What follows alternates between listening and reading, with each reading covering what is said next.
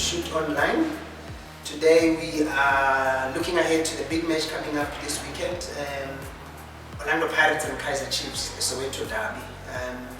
And who better to discuss this with us than the two men who know what it is like to sit on those benches of both clubs. On my left here I have Coach Farouk Khan.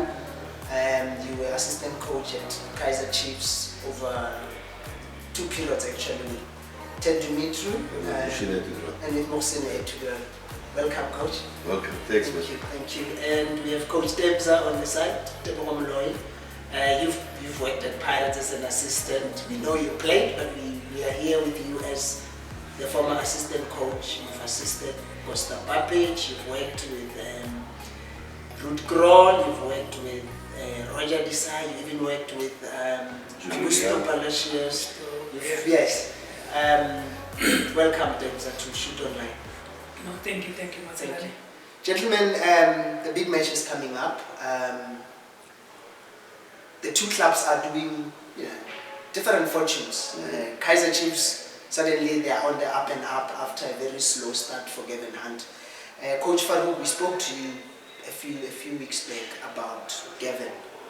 What do you think has brought about the change that we are seeing in Kaizer Chiefs given the slow start that he has had? Well, firstly, you must understand your opposition determine your performance. And no disrespect to the opposition he played against a team like Amazulu, who had a new coach, who was also getting his ideas across. And in that particular game, Amazulu also created a lot of chances. Nurkovic scored the goal. So it was a tight game. It wasn't like, I think he mentioned, it wasn't their best performance. It's not like the team is performing and winning, it's they scraping those results. And then we saw the result against Cape Town City, where they went 2 up, but then Cape Town City was all over them the second half. If you look at the balance of it was a boxing match, you'd say Cape Town City would have won on points. And then the last game we were playing against TTM. TTM is a disaster at the moment. I mean, I must be quite honest. You know, when you come up into the Premier League, you can't operate the way they are. Players are not getting paid on time, etc., etc. And I'm mentioning this because this does have an effect on the way players perform. You're talking about your livelihood. So when you go on the field and you're not being paid, how do you expect a player to perform? So take nothing away from that. Chiefs have also showed a lot of determination, a lot of hard work. The coach hasn't been happy with the past performances, but he's been there and he's been able to get the best out of what he could from those players. But in saying that, this was the same team that last season almost came close to winning it. So it's a bag of misfortunes, mixed fortunes. You could see I mentioned so many different aspects. But this is ultimately the thing. If you want a team to perform at its best, they must be psychologically in a good space. But I suppose they're getting the results, which should build some confidence, isn't it? In the short term. But remember, we're talking about Chiefs here. Yes. Chiefs is a big brand. You don't build results for short term. You build results for the long term. If you continually build for the short term, next year we find a completely different team. This is what happened to Pirates. Pirates had a phenomenal team 2 or 3 seasons ago. They changed those teams too often. So you don't give the players enough time to bed in, because if you look at any team in the world that let's say you start rebuilding a team, it takes at least 2 or 3 seasons. Now if you change every season, you're not giving it enough time and this is why I'm saying Chiefs need to plan long term so that we can see the performances that we saw when Debza and I were still assisting those clubs. Okay. Debza, I mean, Pirates, I think the big thing for them for this season is they have won a trophy, at least the MTN 8. They signed a lot of players. But in the league, it's up and down. You know, some day they win, the other day they don't. They haven't been as impressive as a lot of us would have expected given the signings they've made. When you watch from a distance what you see happening there, what do you make of Pirates so far? I know that jokingly I would say, where Farouk used Kaizer Chiefs, we could have used also Orlando Pirates because it's exactly what is happening. But Matsalani, on a very serious note, is that I'll be honest to you that when I was the assistant coach, I was helped by the history that goes with the team. Because if you look at what's happening now is that, and go back to the team that I was assisting when Julie was there. After we won the MTN 8, we went through the very same slump. But I took the lessons from when Rudy was the coach. After they won a trophy, they always go through a slump. Now, if you psychologically prepare them to understand that whenever this team wins a trophy, this is what happens, and how is it that you can help the players to deal with those circumstances that they get to be faced with. And for the coach to also understand that there were coaches before him that won trophies, and after they've won the trophy, they will go through that. And the coach, you also need to assist the coach to understand that he's not going through a bad spell. It is, history has it that each and every time when they win a trophy, they go through this, but also help the coach to say that how did we come out of this situation. So now it is the same that is happening now at Pirates. You know, I hear already that our supporters are already being impatient. Like Farouk said, Chiefs and Pirates are teams that results are expected at each and every game. But now you need also to come out there to remind your faithfuls to say that when we won a trophy at a certain stage, we went through this is how we came out of it, and the importance that you guys play by not putting the coach and the players under pressure to get the results or to get out of the slump. It will also help them because of, you know, people think that when you walk onto that field, you don't feel that there's a negative or a positive vibe in the stadium. You can feel it. And as much as the players now, they can also feel how the supporters are thinking about them. But we need to try and help them to say that, look at the history, look at how we came out of it, and then I think that can also help them to start getting better and getting proper results. I'm actually happy that the derby is coming for both teams, and we all know that it depends how you come out of the derby, and it depends what is it that you plan after the derby, because the derby always sets the tone for both teams going forward. So this derby, I think it will help both teams to really recognize and realize how important they are to the league and how important it is for them to be getting positive results. Now, given where both teams are at the Yeah. moment, what kind of a derby should we be expecting? Look, the derby, you know, if you go on statistics, I think if you look at the number of years these teams have competed against each other, Kaizer Chiefs have won 67 times this derby, Pirates 41, and 52 draws. So on statistics, Chiefs would look to be favored, but statistics mean nothing on Derby Day. On Derby Day is the team that wants it most. It's a team that are able to make an impact early on in the game, to stem that goal, to score that early goal. And we've seen it over the last season when Lotendorf was able to put 2 over Pirates. But then you look at the MTN 8 and you look at the reverse situations where there was complete dominance from Orlando Pirates, you know. And Lipasa for me is a missing link at the moment. You know, I look at Mango, I look at Zuko Manja, yes, they are good, but this boy gives Pirates something else up front. And you can see the way they have planned the philosophy. You see, sometimes people look at the philosophy as something nice to have. A philosophy is basically a plan of how we're going to play. And this is what successful teams have. They have a playing philosophy. The example I can give you is Sundowns. Sundowns have a playing philosophy. When Pizzo left, the new coaches were able to continue that philosophy. Now, often you find when a coach leaves, the new coach comes with his own philosophy. From stretch and all The philosophy should be written in stone for the team, because this is not a small team, these are big clubs. So it's about time that both of these teams come to a point where they say, this is our playing philosophy. This is what made Orlando Pirates and Chiefs successful. This is what made Chiefs the Glamour Boys. It's the brand of football. It's the style of football. If you go back in history, the Teenage Bloodlines, the Iskus, they brought that element. If you look now and you mention off-the-cuff players, can you do it with the excitement I'm doing? It's not easy. And that comes back to what we said, allow our kids to blossom into those players. It's not like we from a different planet. It's the same genes. The same genes that they said. We still have it now. But what are we doing with it? Are we oppressing it? We're oppressing it. We're not allowing those beautiful flowers to grow. And you may say, but coach, you are going now from the top to the bottom. If the foundation is not strong, that house is never going to survive. So we have to emphasize and spend more time, more effort, more resources. Not that these teams aren't. I think they're doing a wonderful job. But ensuring that those players When there's a crisis like we have now, where there's players that aren't able to be signed, we should immediately bring players. I think Nobo has done very well. You can see these boys are talent. I see some of the other boys also doing well. But can that be a consistent period of performance from them? We'll have to wait and see. Yeah, just to add on what Farouk said, like he said, that it is who wants it more. And for me, I'd also add on that to say that the team that rises to the occasion is the team that will take it.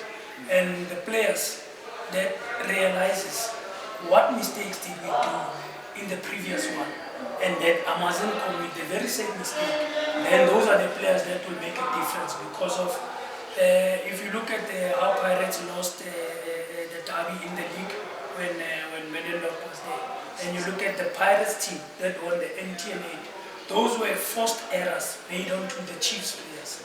Now the Pirates players had made mistakes in the league, and they rectified those mistakes. Now, for Kaizer Chiefs also to be able to put Pirates on a back foot in this derby, it's for those players that made the mistakes in the MTN 8 to make sure that they don't repeat the very same mistakes. But also, the most important players are those that will rise to the occasion. When they do, will they be able to recognize the weaknesses of Kaizer Chiefs? Will they be able to take those chances? Will they be able to realize that if it's a counter, we should end up with we should get an end product to it. We shouldn't just be excited to say that we are dominating the game, and for the first 45 minutes we're all over Kaizer Chiefs, and at the end of the day you get to draw or lose the game. It's very important for them to understand that what is the derby all about, and why is it important that on that day you really have to show why are you head and shoulders above these players that are on the bench or are on the stands, or why is it that you are selected to wear this badge to play in such an important game, because that game brings the country to a standstill. It's a talking point of the week, day, and of the whole month. And it also becomes a talking point after the derby to say that, did you see this man, how he did 1, 2, 3? So they need to understand that they have been given an opportunity to really entertain, but at the same time get that result that will make the faithful happy. So just on that point, I think the main point, just to reiterate what Tebza said, the element of entertainment. You see, the thing is, we are an entertainment entity, football. Like television, like anything, and we're competing with a lot now. We're not only competing with it's not like in the past, Coach. The children now, the people now have so much that they can watch on TV. Absolutely.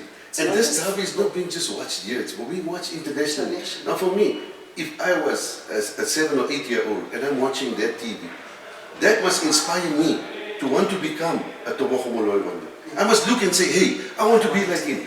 But if it is a very tactical game where both teams are playing not to lose, like my late friend Sheikh Mugwani said, a lovely draw. We don't want to see lovely draws.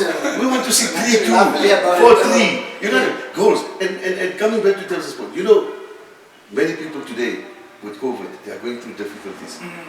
This match can mean a form of uplifting this pressure. On a Monday, I'll meet Sepang and say, hey Baba, you know what, we hit you guys. Did you see what so-and-so did? Yes. You understand?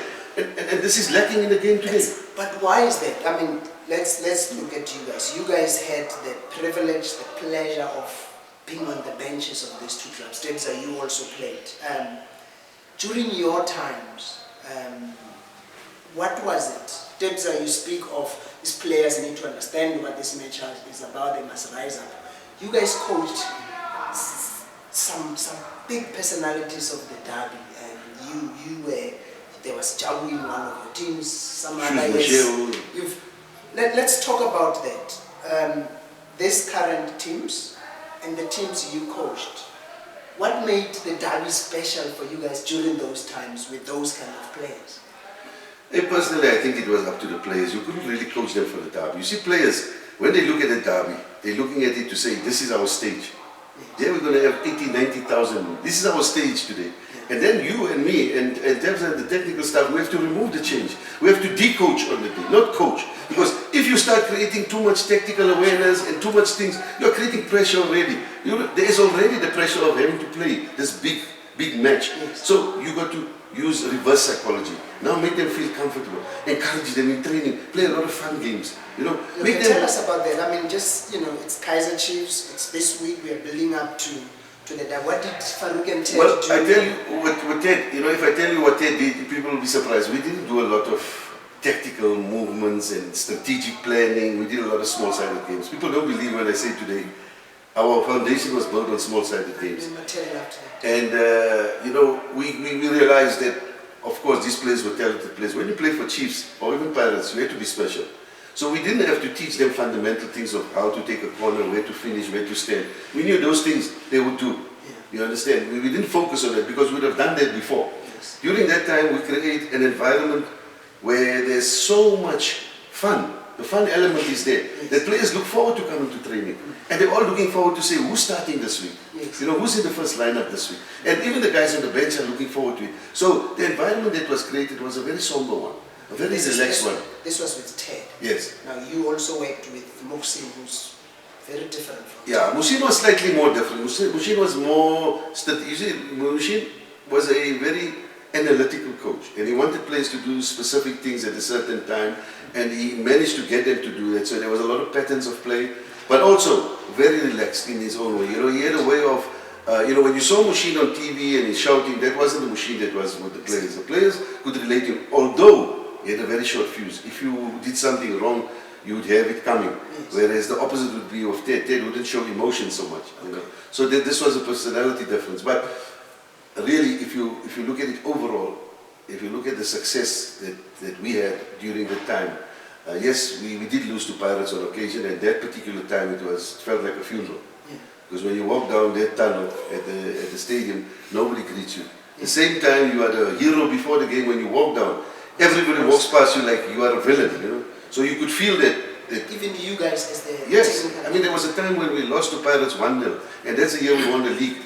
And I was standing with Ted, and you know you have those mesh things behind the grandstand, behind the dugout. Yes. We didn't have glass. It was those things they put on the car parks, you know. Yeah. And then you just feel something coming, 2-liter bottle with water, and you move. You know where we ended up? We ended up on the halfway line. And then we had to walk sideways out. When we left with the bus, the big window, brick.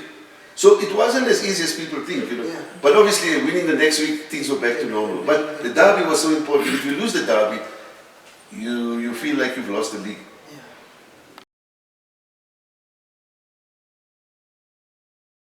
Yeah, just to add on what Farouk said, you know, we mustn't forget, you know, just this past week, we lost the razzmatazz of our football, Abdul Bamji. I'll be honest to you, when I was a youngster, that man really made me want to watch the derby. Because, you know, on a Monday, he'll be saying to you that the tickets are selling like hotcakes, you know. Sometimes if you're a lucky man, you can buy 1 for 2. You know, you get 1 for the price of 2. You know? and then now, you know, you hear your older brother or your neighbor saying that, hey, I must rush to the computer ticket because if I buy 1, I can get an extra 1. And then he has already said, if you're not there by 12 o'clock, it is Forget about it, yes. So now, my first derby game was Ellis Park. It was a spectacular. And I've been hyped by this man to say that come and watch a young, the Bokomolo Chipa, Dr. Kumalo, Pro Kumalo's son, this is the derby for. And you know, he hypes it up. And yeah, and now you tend to play in that spectacle. Now you are the coach. What is it that you can, how can you help this young man? Now, like Farouk said, it is not a day where you teach, you give too many instructions. It is for you to make sure that the boy is in the right frame of mind and he understands why there's 110 people to come and watch him perform. And for me, there's nothing that motivates anyone as a footballer to say that this is what I've been dreaming of.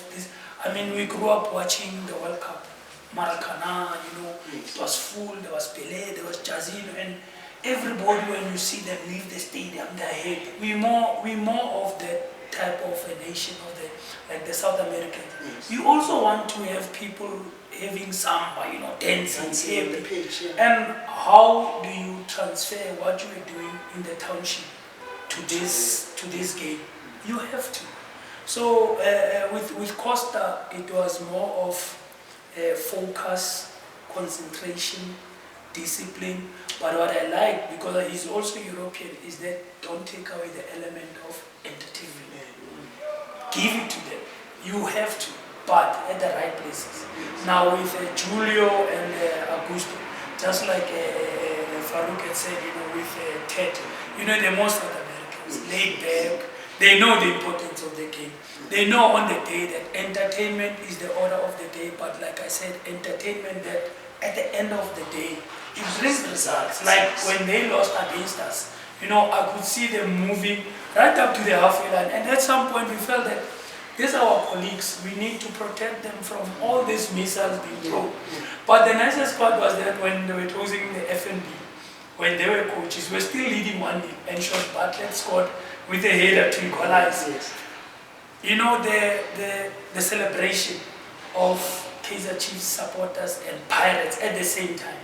It was phenomenal to say that both supporters are happy that the FNB now is being closed with a beautiful draw, with entertaining game, right up to the last whistle. Because after Sean equalized, as you're about to say, when we kicked off from that goal, game over, and that is something that brings that entertainment element into this whole game. Yeah.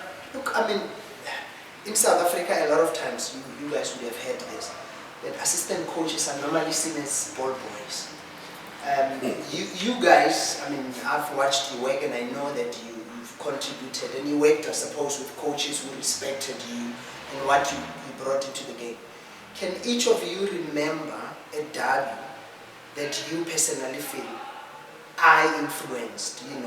I said, let's do this to whoever was the coach, and whatever the decision you took really influenced the derby. Look, with the derbies, I can't really recall being influential in any way. There's been other games. For example, there was a league game we played against Wits, and that was a decider that year for the league. In fact, had we lost that game, Pirates would have gone 9 points clear. And I was sitting on the bench with Ted, but just before that he had a huge argument with somebody in the club, and he was just fed up on the day. And I said to him, Madara, substitute, because I could see David was getting tired. And there was a youngster from the academy that we brought on, Simpiwe Mbambo, and he was a good runner as well, similar to David, he could run. And you had Sean Robertson goal. And Ted was nonchalant, didn't want to say anything about the sub. And eventually he just turned to me and said, do what you want. And I called the youngster, but hey, in the back of my mind I was worried, I'm going to bring this up. If it's wrong, I'm going to be having a lot of problems. But, I was a bit brave, and we made this up. And the lighty came on. Mbambo came on. No, this Sean tried to dribble in the box. And he dispossessed him. Sean took his legs. Penalty. Lesoma goal. That was the turning point. That brought the points down. So then we went to Mtata, we won there, and as you say, the rest is history. We won the game on the last day. That was where I think, personally, I had a role to play. But it would always be a case of the head coach having to make the decision. Tabs, I will tell you, we can only give our advices. But at the end of the day, he's the one whose head is on the bench, on the block. So we can never ever say we are the ones. In respect to the head coach, we can give our input. That's what we are there for, not to put coach. Because in the heat of battle, you need Tabza to be focusing on the game, because he's less pressured than the male. So he sees things that the coach may not see, and that's where I think myself and Machine as well as Ted, because Ted was my mentor, so I could say anything to him. I felt free. I was more like a son to him. He wouldn't like, this one is looking at my job now. So he was comfortable. Same thing with Machine. But then you find other coaches that don't like that. I work with, I don't want to mention names, but I work with some other coach. When you say something, it's like, hey, this one wants my job. He wants, you see. So yeah, I suppose, but I can't really say what it happened. Okay. Matsalane, I've never said this to Farouk, and this will be the first time, and I think it's really shocking. Do you know Farouk, Kevin Johnson, Zuna, Sam, Mandla, they started coaching with Ted at a very young age, and they were still very young, and I was still a lighty playing for Pirates. And they started actually the Chibuku Love Parks development before School of Excellence. And some of the exercises, you know, I told you earlier on to say that some of the exercises that they did there at the Chibuku Academy, Sam Bata would make me do them. And at times they would expose me how my development was not properly done, especially physical side of training. Now, there's a game, I think you'll remember that game, Pirates were losing against Maritzburg, 3-1. Eric was the coach. I stood up, because Eric just felt that the players are not responding, and he just threw in the towel to say that, you know what, we've lost. And I stood up that game, second half, started encouraging, pushing, and you know, we ended up equalizing that game, and the game ended up 3-3. And on Monday, at the soccer show that they have with Robert, extra time, Robert asked the question, so now if an assistant does this and what, do you think is the assistant? And Farouk, at first I became angry, but at the same time I listened to him because of he's older than me, and we always used to take advice from him, especially as the analyst. And he said it is the synergy between the coach and the assistant coach. If this assistant coach can see that the message driven by the coach, it is not getting through to the players. If you as the head coach, you have an understanding with your assistant coach, you sit down like Eric did, and you let the assistant coach run with it. For as long as the results are happening and they're becoming positive, and the assistant coach is preaching what you want the players to do. It is not that Tebza, on the day, he did something that was miraculously or something out of this world. No, it is his duty as an assistant coach, because he's assisting this man to do that. And you know, when he said that, it made me realize that there's two forms of understanding of an assistant coach in the country. And we must understand, we come from a very, very difficult period, apartheid, where we would look at former players being assistant coaches and standing up and barking instructions, and you know, because you're the darling of the supporters and you can do that, and that is permitted. Yeah, in the country we need to understand what is the role of the assistant coach. Are we going to be assistant coaches like in Europe, where you sit and then at a certain time you just whisper to the coach? Or are you an assistant coach that the coach lets you stand up, maybe give a certain instruction and then sit down? Because with Augusto, he would always tell you that split second that you see something happening and you are telling it to the head coach, by the time he wants to refer to that point, it is already gone. It's gone. But there are coaches that prefer, you must tell them. So we need to understand that, are we assistant coaches that are going to sit and wait for the proper time to tell the coach? Or are we going to be assistants that have been, you know, that we are used to in the country, where you stand up and you help the coach to say things? And the other problem is that the people, when they see you sitting down and not saying anything, they say he wants the head coach position. That is why he's quiet. He's not helping him. Yeah. Now, when you stand up and you start barking, they say he wants to take over. He wants to take over. Yeah, so now we come from a difficult era whereby you don't know how to behave or to make this thing work. But like I said to you, that when Farouk said that, you know, on extra time, then he started, you know, educating me to say that there's moments where times like this will come that you must do, and there are moments where you sit and you just tell the coach, I see this, and then you're quiet. But in the derby, I'll be honest to you, the only time was when we were playing with Roger, myself, Roger and Eric. I came 30 minutes later than they had arrived, and I found that Eric was trying to show Roger how we can block, because Chiefs were playing with width at the time of, who was the coach? I think it was Medendorf. Medendorf. They were using a lot of width. So we wanted our wingers to come inside and let the fullbacks deal with each other. So I just said to them, that space in between the one right full back to the other one, it's a big space. Sure. A lot can happen in between. Now we should stick to our wing play, our normal wing play that Pirates used to. Wingers stay with your fullbacks, fullbacks stay with your wingers, because the wingers for Kaizer Chiefs would come in. I said, let the fullbacks come in with them and let our wingers drop back with the fullbacks. And that is how you remember, if you remember how Roger got to be successful beating Chiefs, Eric when he also took over successful beating it, but not because of it was my intelligence, but it was because of I realized how Chiefs beat Pirates during Rudy Kroll's time, when he wanted also let the fullbacks deal with fullbacks. And Chiefs, if you remember, they hit us 3 in the league, and then they hit us another 3 the following week in the cup.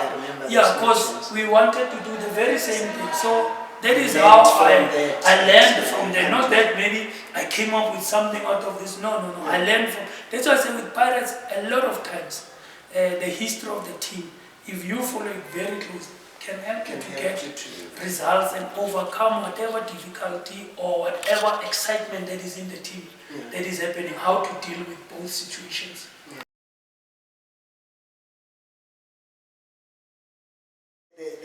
The current derby,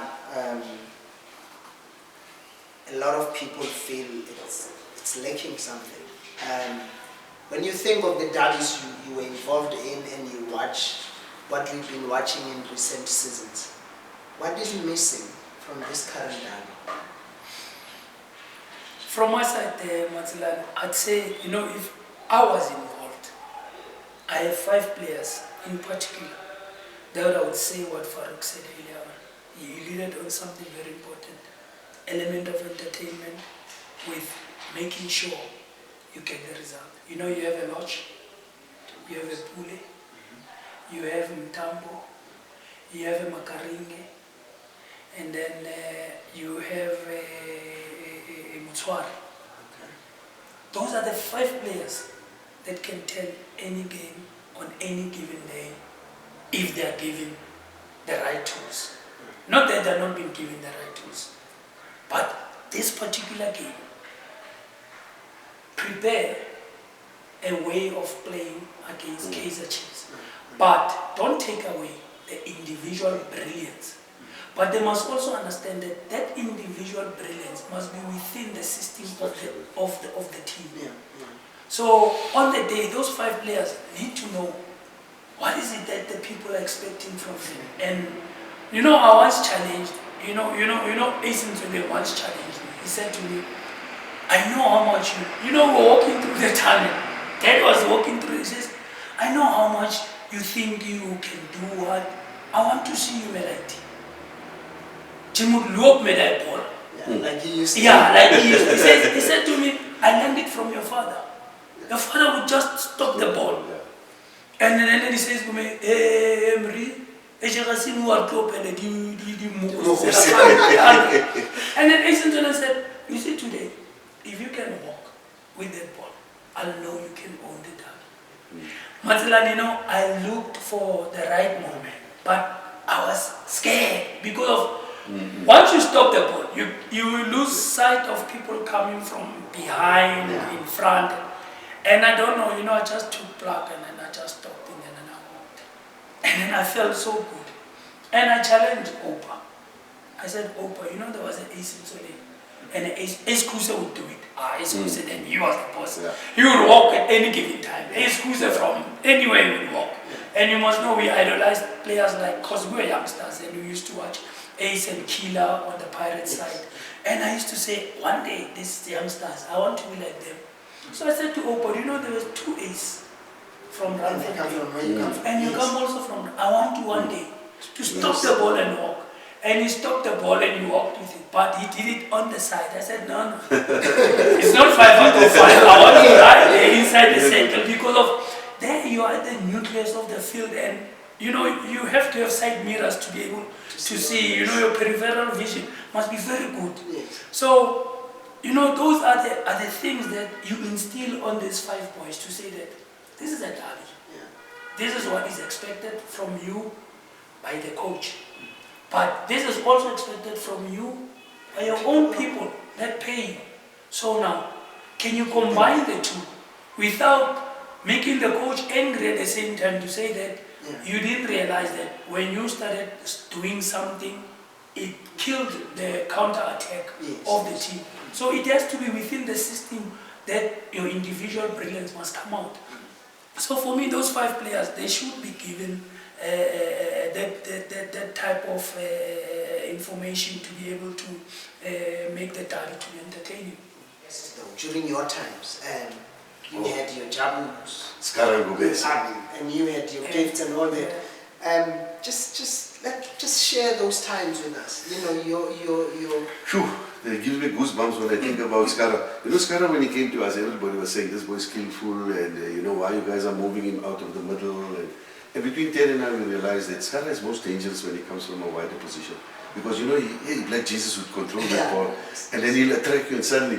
And then also, you know, it wasn't only him, it was Jabo as well in the mix. And then you had other players like Tabo Moke, then you had Doctor was coming towards the end of his career. So we had technicians there, and we had Shoes Michel. I mean, even at his age, I mean, what a pleasure to watch the guy play. A true footballer. So, as you said, we were blessed with that. So when we put the team on the park, we would balance both. You can't only have 11 violinists. You need some people to play the drums. Yes. So we had our drummers and we had our violinists, and they would make beautiful music. That made the derby, isn't it? I mean, you went to the derby knowing each person, each of those 90,000 who went there said, I'm going to watch Doctor, I'm going to watch Tabo, I'm going to watch Gift, it's there. We went to watch personalities. Yeah, it's exactly what Farouk said, Matsilani, when he says, when you watch his Man City, even myself, I'm a Pep Guardiola follower. I love the way he makes them play. But firstly, he understands those players. Those players are your typical 1-touch, 2-touch, 3-touch football players. But he knows how to bring in an element of Aguero, who's a South American, who has a little bit of flair. Now, exactly like Farouk says, that I remember I asked Ted Dimitri, I said, Ted, how do I help a player that is like Skara Ngobese? He says, no, sometimes we can see Skara wants to do his 360-degree turn. But at that time, the situation was calling for a 4v3. And the chief players, there was 4 of them versus the opponent's 3. Now, when he does the 360 turn, when he tries now to move forward, it is now the opponent is 5v4 now. The ratio has changed. But he told him to say that if we had that situation, you must now, with your skill and everything, eliminate those and bring back that situation that we found ourselves in. Now you look at our players that we have. Can they do their thing and still get the results if they are being properly taught? Yes, we can. Because that is our strength. We are talking the derby, and I remember, I mean, you spoke about Abdul making the derby exciting, telling you have to get your tickets. But there was also a time, and you guys were there, where these boys would, you know, I remember Steve Lugolia would go into a cart, and there was this whole, it was an event for the player, you know, there was just this whole, what was happening then? You're sitting there, Debza, and Chipa comes, it's a Friday, he's changed his hairstyle just for the derby. Hey, Mazara, you know, I had a problem with that because of when you try to talk to them, they would say, but you yourself, you used to do this. So you can't tell them not to. Hey, do you know, like I said, it is a matter of being confident and a matter of wanting to stand out. You know, Jomo always says, don't stand out with things that are not relevant to the game. You know, my ponytail. Yeah. When I came back from Colombia, I was wearing those Nike Lime boots. Okay, when everybody's wearing black. Wearing black. You know, you want to stand out, but you must know that as you do all these things, is your talent also going to stand out on the day because of the whole country is on a standstill, television, be it you're listening it on the radio, you are visualizing what the commentator is saying, and then you know everybody's at the stadium, and if you are driving past FNB and you're listening to the radio and you hear they're telling you, here's this man with a ponytail, green socks, green soccer boots.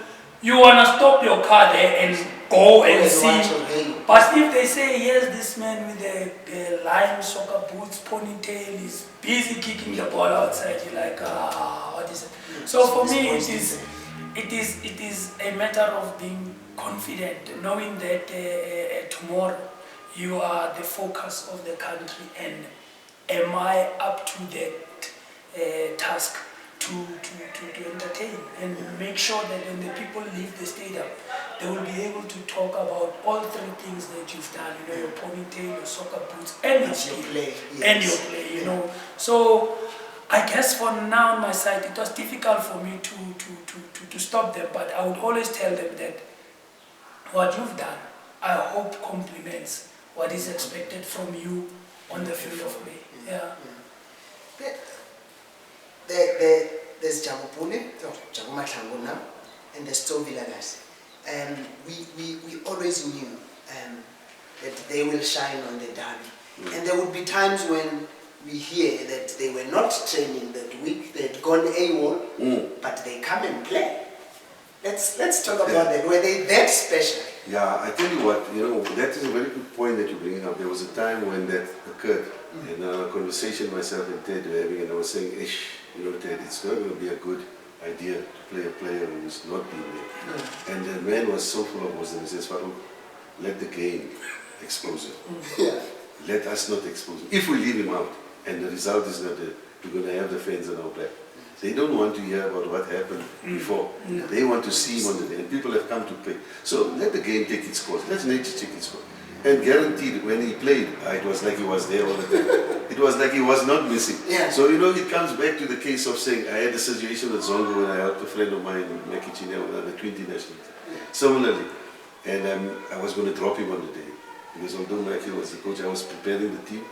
I met with Mike Ntombela at the Mill Park, and I said, Mike, what do you think? He says, Farouk, don't drop him. And we played at what's his name, Dobsonville, and the boy was phenomenal. So, you know, sometimes it's a case of, people may argue, but what are you showing as far as discipline? No.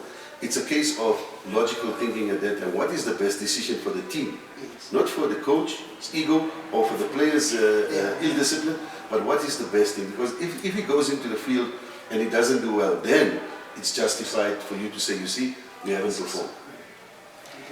Just to add on what Farouk said, you know, I'll be honest with this one, I got it from the chairman. He said to me, if you don't play him because if he hasn't been training, when Jabu gets the ball, what is the Chiefs supporters' reaction? I said, they go mad. They stand up, they go mad. He says, okay, I won't mention a name. He says, but when so-and-so gets the ball, will the Pirates supporters stand up in retaliation to the Kaizer Chiefs supporters? He says, you see, a derby once, it's about the supporters being driven by a certain player. And the opponents also, they have a player who will reply to say that we also have this. Now, this is what we are doing to you. And you know, when Farouk says the game will expose you, it is very rare that a player of that talent that knows what is expected on that day. You know, those are Jabu, Steve, Tso, Skara, you know, Tawomoki. Those are players for big games. Big occasions. Big occasions. You are guaranteed. You are guaranteed.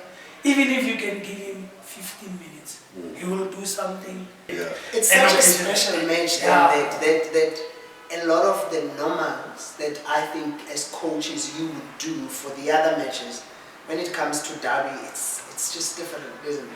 The whole vibe is different. It's not only, you see, normally the week before that, you worry because that particular league game, you're not going to do well. You're already worried about that game because the mind of the players is on the derby. To an extent, I don't want to get injured here. I mean, not playing the derby. So, you know, you've got to deal with personalities now, you've got to deal with many aspects, and you've got to be very careful how you press the right buttons, because if you allow the game before to get you into the wrong vibe, it can then mess up the derby. So it's a case of everybody around, because then the media is there, and wherever you stop, if you are in the garage, people are, hey bro, what's happening in the derby? Whether you're a coach or not, and everybody wants to know what are you guys doing, because there's so much interest on this big occasion. Do you remember we lost 3-1 to Santos on a Wednesday? Oh yes. And then we came Saturday to beat Chiefs 3-2. At halftime we were leading 3-0. But the Wednesday we were 2-0 down at halftime against Santos. Just like Farouk says, because and you can even from my side, I mean, it was difficult for me to go all out for a game a week before the derby, because you know that should something happen to me, I'm missing out on this big spectacle. And at halftime you could see myself and Augusto tried to talk to the players to make them focus, to say how important this game will hype them up for the derby, and we lost 3-1. I think it was a game in Cape Town. In Cape Town, I was with Booby that time. Oh, you had something? Because at halftime, Farouk, we tried to say, boys, what? And funny enough, after the game, Benny just said, Benny blabbed it out. He blabbed it out after the game. Coachy, I said, but Benny said, Coachy, my loss is on the Saturday. And I mean, he's got a praise. He's got a praise. And it tells you how important this game is and how it plays mind games with the players.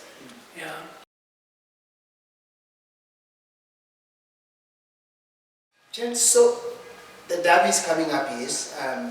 We've spoken about where they are and all the dynamics. What do you expect in this next match?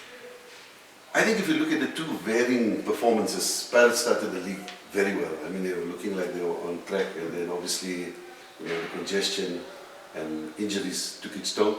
Chiefs, terrible start.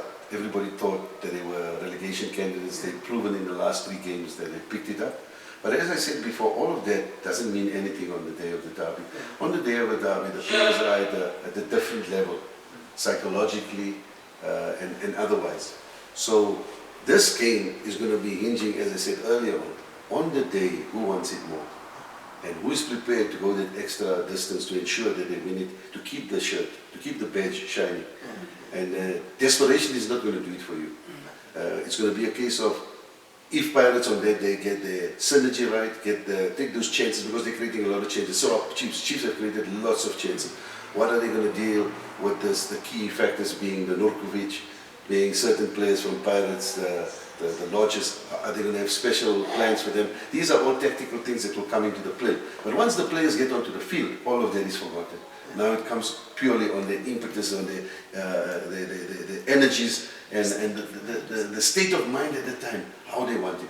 And it's going to be key for the team who wants to win it to make their mark early in the game, to take the game to the opposition, not to sit back and wait. And I think both teams are bound to give us a good performance. Hopefully it will be a derby made up of goals. Yeah, just to add also, the position, plays an important role. Pirates is number 6, Chiefs is number 7. So there's a lot at stake that has to be played for. And they also don't want to give Sundowns and Swallows that leverage to say that they're running away with the league.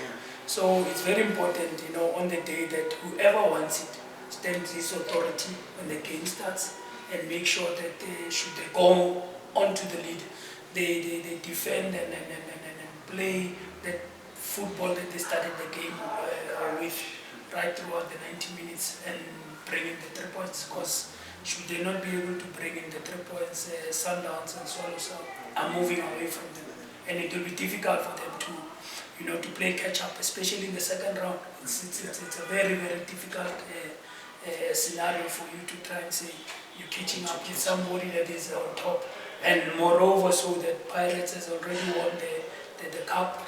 A lot is expected from them on this game that is coming on the weekend. Who's going to win? The team that brings the A game. I'm always rooting for They have to. No, they have to definitely. win. I think. I mean, it's been a dry spell. I don't want to say since I left, Yeah. but it's been a dry spell for our faithfuls, and they've been coming in numbers before the COVID, and they've shown, you know, the belief. Like when we started the show, Farouk said the team, you know, would assemble these 25 players, and then the following season you add another 9. And then before they could gel, the third season, you bring in another 7. You know, it's been a season of the team bringing in number of players. You know, not more, you're more than 7, more than 8. It becomes difficult because of if you bring in 8 players, we expect those 8 players to start. But at the same time, we're expecting the challenge the previous season to be gelling.